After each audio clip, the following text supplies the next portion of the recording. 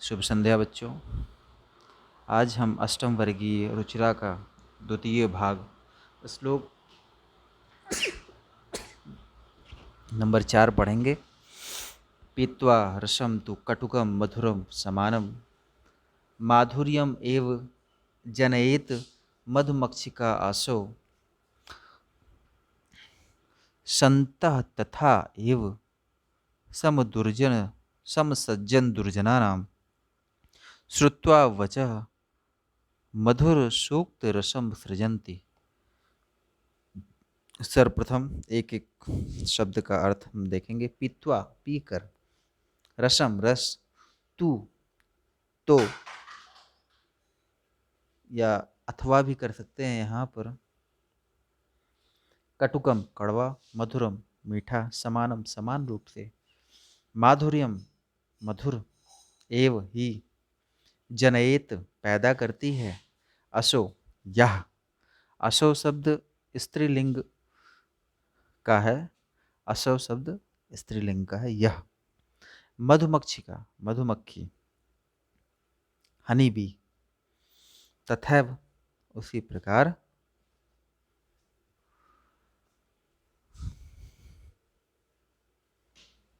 वचः बोलते हैं, सृजन्ति निर्माण करते हैं, सूक्तम अच्छे वचनों का निर्माण करते हैं। इसका अर्थ हम देखेंगे। जिस प्रकार से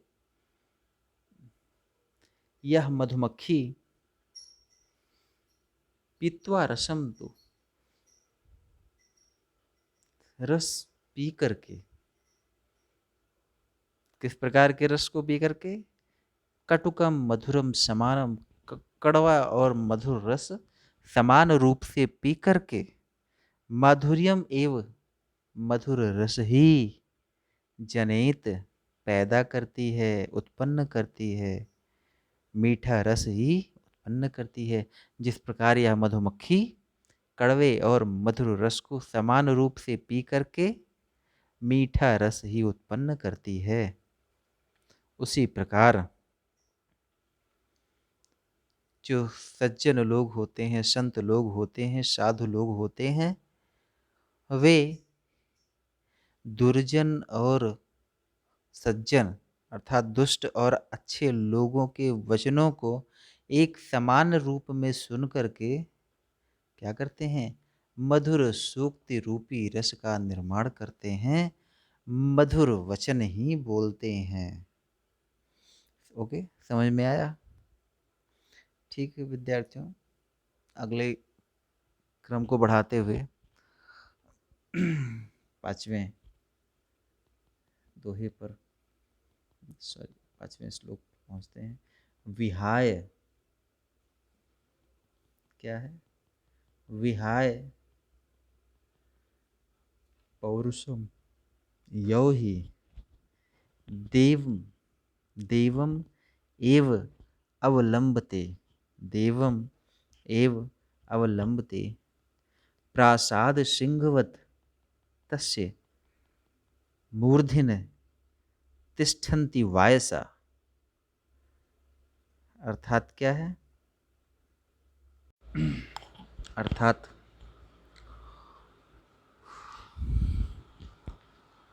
जो व्यक्ति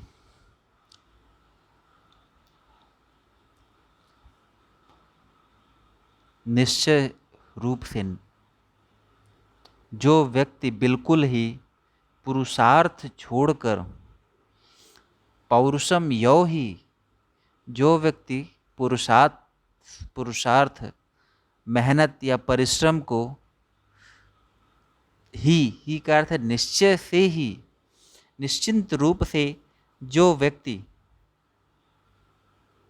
पुरुषार्थ को छोड़कर, परिश्रम को छोड़कर क्या करते हैं, देवम एव, दैवम, देवम नहीं दैवम, दैवम, दैव का अर्थ होता है भाग्य, दैवम एव भाग्य को ही, अवलंबते सहारा लेते हैं, भाग्य का ही सहारा लेते हैं। जो व्यक्ति निश्चय रूप से पुरुषार्थ को छोड़कर भाग्य का ही सहारा लेते हैं, उनकी तुलना की जा रही है। आप अगली लाइन बहुत ध्यान से देखिएगा।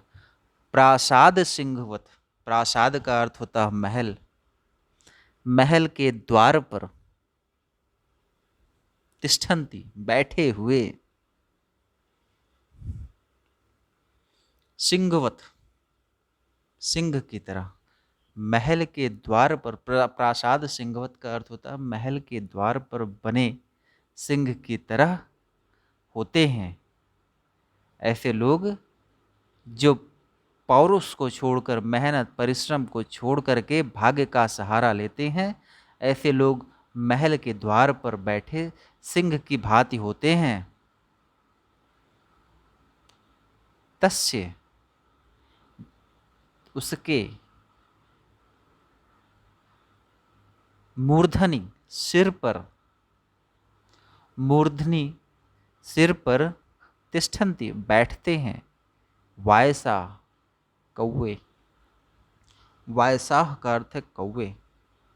ऐसे लोग जो पौरुष को छोड़ करके, मेहनत परिश्रम को छोड़ करके निश्चय ही भाग्य को, भाग्य का सहारा लेते हैं, भाग्य का ही सहारा लेते हैं, ऐसे व्यक्ति प्रासाद सिंहवत, महल के द्वार पर बने हुए सिंह की भांति होते हैं, जिनके सर पर कौवे बैठते हैं। ठीक है, अगला देखते हैं। पुष्प पत्र, पुष्प पत्र, फल छाया, मूल वलकल, दारुभी। पुष्प पत्र, फल छाया, मूल वलकल, दारुभी। धन्याः महीरुहाः येषां विमुखं यान्ति नार्थिना, न अर्थिना। ठीक है, इसका अर्थ क्या हो गया? पुष्प का जानते ही हैं, फूल, पत्र का पत्ता, फल का फल, छाया का छांव, मूल का अर्थ है जड़, वलकल का अर्थ है वृक्ष की छाल, दारुभी का अर्थ है लकड़ियाँ। धन्य, धन्य है। महीरुहा, वृक्ष, महीरुहार का अर्थ है वृक्ष। येषाम, येषाम, जिनके या जिनसे, विमुखा, मुंह मोड़ने वाले, विमुख, विमुख, मुंह मोड़ लेने वाले, यान्ति, होते हैं, न, नहीं, अर्थिना, मांगने वाले। एक एक शब्द का अर्थ मैंने आपको बता दिया। अब पूरा भाव देखते हैं। फूल पत्ते फल, पुष्प पत्र, फल छाया, मूल वलकल, दारुभी। फूल पत्ते फल छाया, जड़, छाल और लकड़ियों के कारण वृक्ष धन्य होते हैं। धन्याः महीरुहा, वृक्ष, महीरुहा वृक्ष, धन्या, धन्य होते हैं। येषाम, जिनसे, विमुखा यान्ति नार्थिना, जिनसे मांगने वाले कभी विमुख नहीं होते हैं। जिनसे, येषाम, यान्ति, यान्ति का अर्थ है मांगने वाले, आर्थी, नार्थिना का अर्थ है मांगने वाले, यान्ति का अर्थ होते हैं। जिनसे मांगने वाले कभी विमुख, यान्ति, ना, नहीं होते हैं। अर्थात निराश नहीं होते हैं, अर्थात कभी वापस नहीं होते हैं, कुछ ना कुछ लेके जाते हैं।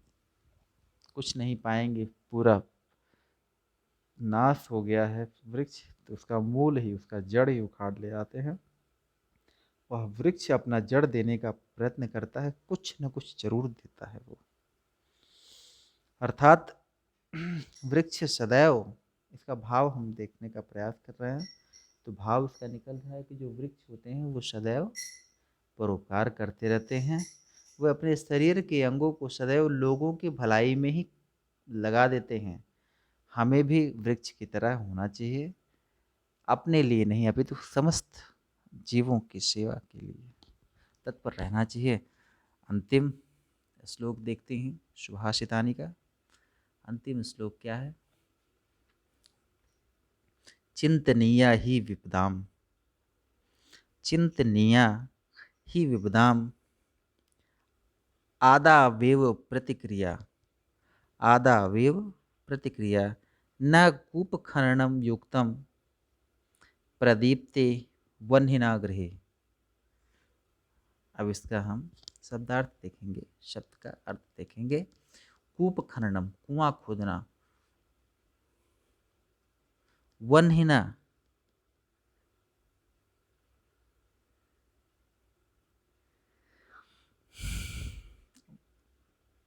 वह्निना अग्नि के द्वारा, चिंतनीय, चिंतनीय का अर्थ है सोचना चाहिए, ही निश्चय ही या निश्चय से, विपदाम मुसीबतों का, आदावेव, आदावेव का अर्थ क्या है?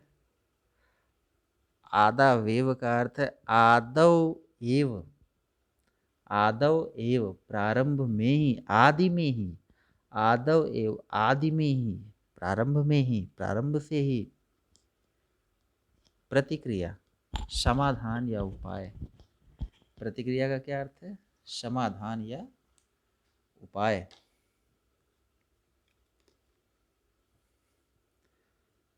ना कूप खननेन, ना का अर्थ है नहीं, कूप खननेन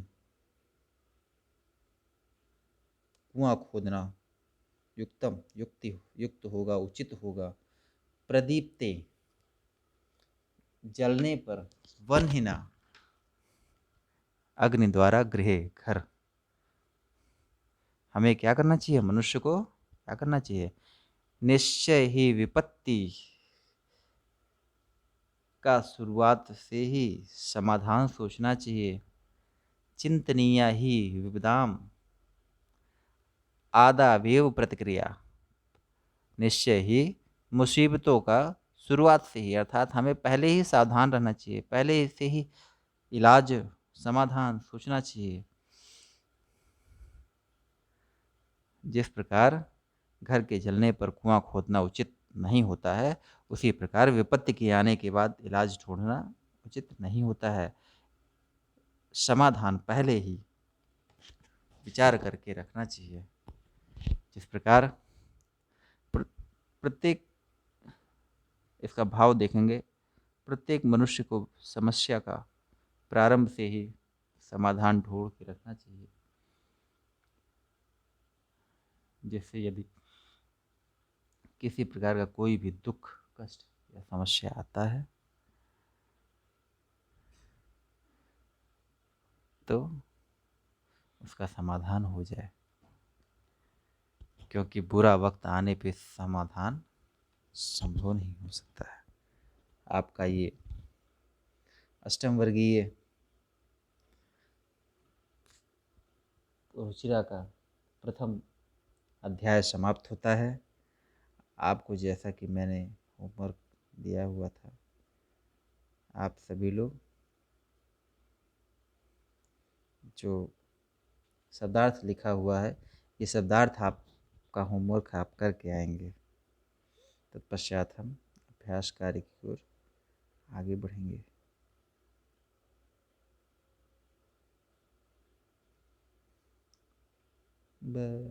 गड़बड़ाइए।